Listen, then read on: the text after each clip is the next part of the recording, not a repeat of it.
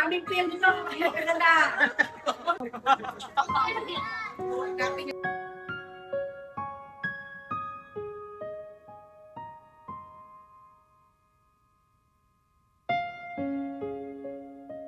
Manginis po yung lagi mong I love you sa akin. Tuwing tumawag ka, laging I love you, ma. Ngayon, wala na magsasabi. Sa araw, minsan umuulan, pinitis ko lang para mabuhay ko lang ang anak. Wala akong magagawa kasi inuha na sa ang may kapal. Mahal na mahal kang papa. Sorry, ate. Alam mo yan. Kahit na lumalaban tayo sa ospital para dyan sa sakit mo. Pero kasi talaga, nakikita kita na hindi mo na kaya. Nililabang kita, kaso ayaw na kitang mahirapan. Kaya tate, sorry talaga. Mahal kita. Mahal ka namin. Pag-serve para sa kay Lord. Iba pala yung plano niya. Gusto niya pala nakasama ka niya sa tabi niya. Kaya ibibigay ka na namin sa kanya. At least doon wala ka nang mararamdaman na sakit. Wala ka nang mararamdaman na kahit na napagod. Kaya love ka namin, ate. Huwag mo lang isipin si mama at papa. Kaya syempre sabi niya, hindi naman mabait. So matagal pa akong kukunin na yun. So dinanong ko lang sa kanya sa hospital. Sabi ko, ay Jane, ang buti mo palang tao, diba? Kasi talagang kumanin ka sa amin ni Lord. Hindi ka ito kaaga. So Jane, sobrang laking part ka ng buhay namin lahat. So, we will just make sure na we will always have some empty space sa part namin for you. Like, gano'n ko tagal.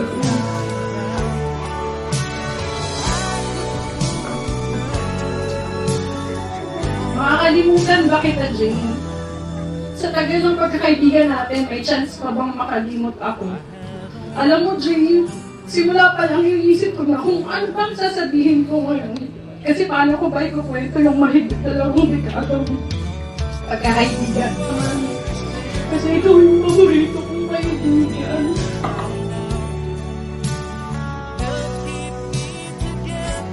Lagi na niyang sinasabi na halos kalahati ng buhay namin kakasama kami. Kasi na ako, kapag madaling araw, hindi ako makatulog. Sino naman siya dyan sa akin?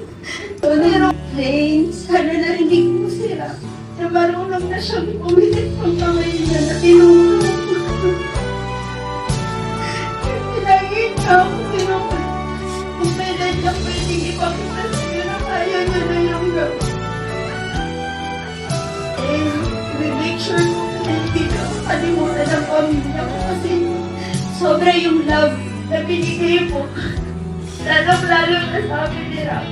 She wanted to get fit, and she wanted to escape from the pain na pinagdaanan niya after a 7-year relationship that did not work.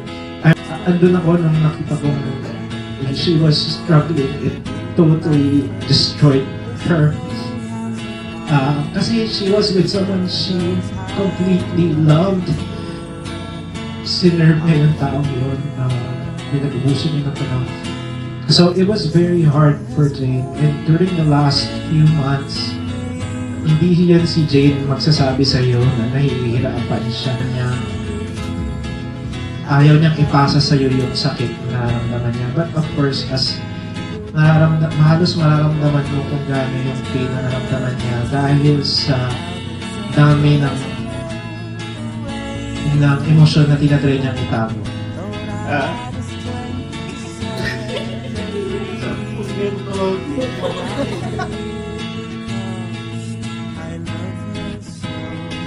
Hindi kasi, si Jay ko kasi hindi ko lang siya.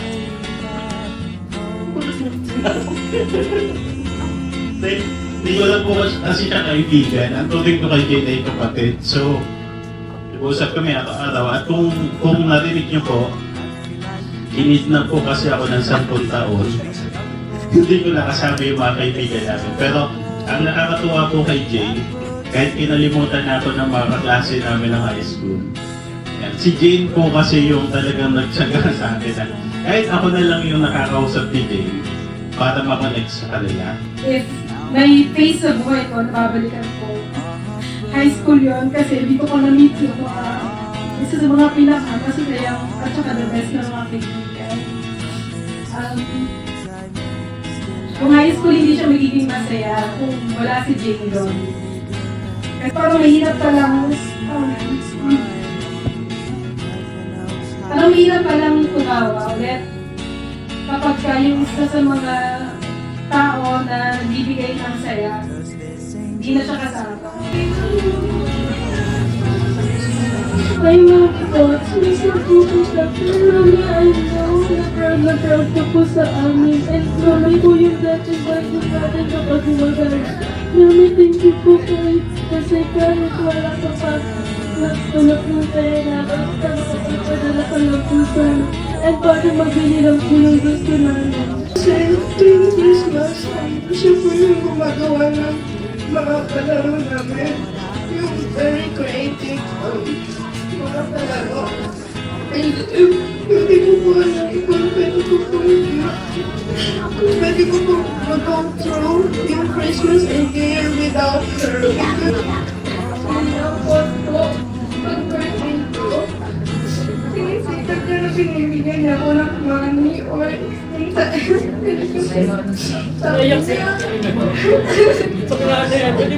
Hindi ako tinutulungan ng mga assignment ko. Kaya nga natutulungan ko na susulat ng form. Kasi po, sinusulatan niya po ako sa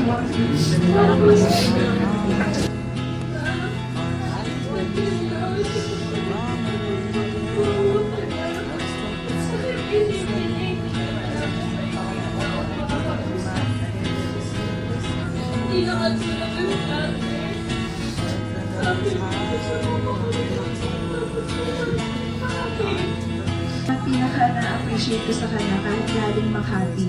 Magka-travel pa po yan papuntang SM Megawan. Hindi ko po alam paano po i-proseso. Hindi lang siya basta pag-ibig para sa akin. Isa siyang biyaya, lakas, at liwanag sa aming pamilya. Always thought you were the best. I guess I always will.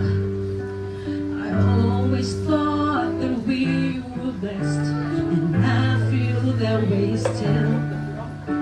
Sometimes we took the hard road, but we always saw it through. If I had only one friend left, I wanted to be you. Sometimes the world was on our side, sometimes it wasn't fair.